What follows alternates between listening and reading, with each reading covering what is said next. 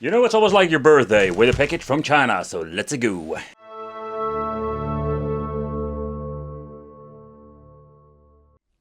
I don't know if you didn't see my video of the fake Xbox a very long time ago. They also call it the X Game 600 and 800 model, and now having a new edition.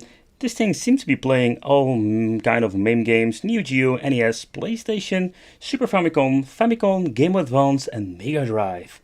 But also I'm curious, how good are the PlayStation games running and how good is the Mega Drive sound? Because this is most of the time where they're going to mess up. HDMI. We have the option for AV out. No idea why they're going to give me this adapter. The next one is always very handy. The controllers. Let's see, are we going to get the fake horrible controllers again? Oh yeah, and these are like, let me smell.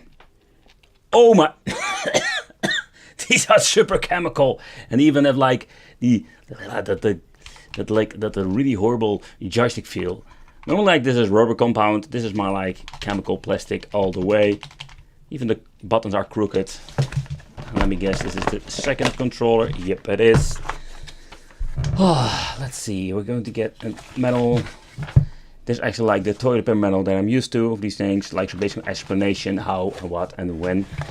And then we're having the system itself, and nowadays they are ripping off the PlayStation 4 Pro. You can see like it looks similar in some ways. The on-off switch over here. Oh, at the back we're going to get an HDMI, the slot, USB, AV out. No idea whatever is this freaking thing over there. And the input for the 12 volt power supply. Later in this video we'll crack it open just to see what's inside. But for now, let's connect it to the television and let's see what we're going to get. Okie dokie, everything has been connected beside the power supply. Okay, let's boot up this bad boy. Let's turn it on. Welcome, or something like that. Alright. Okay, that was quite fast. Let's take a close look at the menu itself. Okay, so the menu is quite basic. So we're going to get Super NES here. NES Capcom system has been divided over number 2 and 1 and 2. There was no 3. Classic Arcade, Neo Geo, Genesis, PlayStation. So why do I get this feeling this thing has been like a put on an Android box or something like that? But we're going to look into it later. Let's see if we can get into the settings. Ooh, keep original aspect ratio. Ooh, that is interesting. Picture size, default effects. What is default effects? We can shrink it, optimize, scan line function. So here we're going to get quite some interesting functionalities. Let's put it in default, keep original aspect ratio, and of course English. Let's go back. We can here browse through the files, I'm guessing. Yeah, you can add games. I think that is how it will work in the end most of the times. You can add the games to the list, and if they are locked out, you can basically like add games through the file manager. So yeah, but let's take a close look at all the games and how are they running. But the aspect ratio looks kind of weird. Well, like it's not the original aspect ratio, more like weird aspect ratio. Let's put it this way. All the sound effects are here. So you managed to, let's say, don't mess up the Super NES part.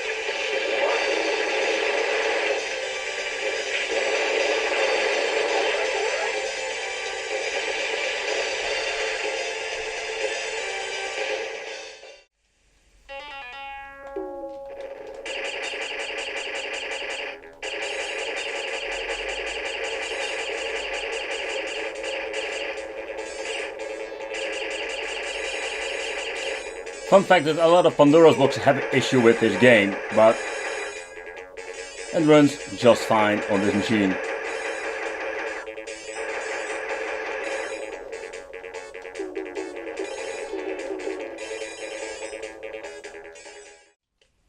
Okay, so next up, let's see how the game is running. So far so good. I'm quite surprised to see the performance of the arcade stuff. Okay, let's test the D-pad. The D-pad is just shit on this controller. Yep, absolutely.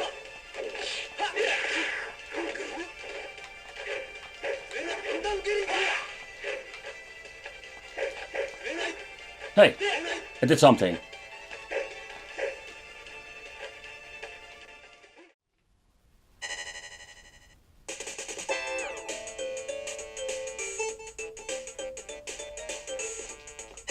I can hear some minor mistakes in the music, but it's getting really close to the authentic soundtracks.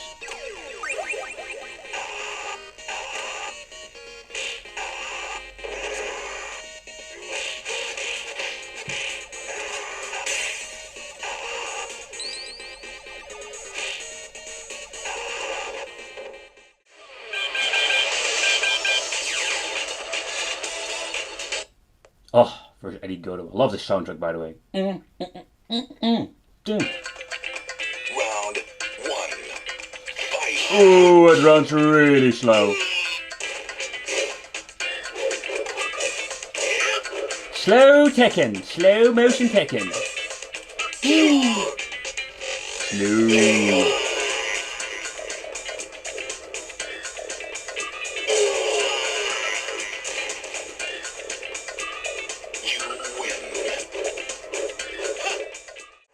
But I wanted to try a different game, just to see how this game is running.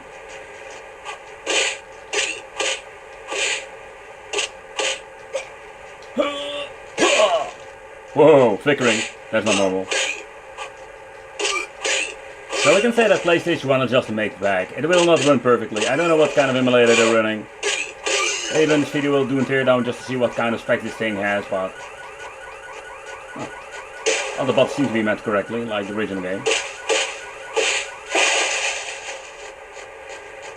I'm running around, woohoo, you can shoot me, baby, ooh, body slap.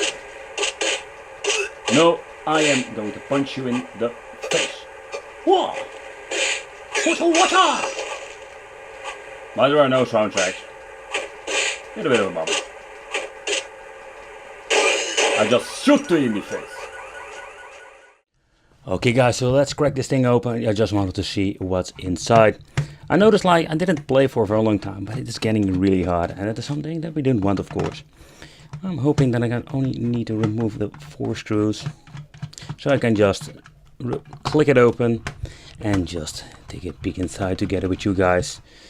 Break the seal, baby. Yeah, because warranty is void now. All right, I'll lift it open. No, not that easy.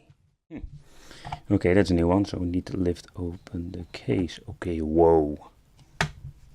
Okay, there are no wires over here. What the hell happened to this main board? Look at this, it's all washed out and looking weird. Okay, so let's remove the other screws.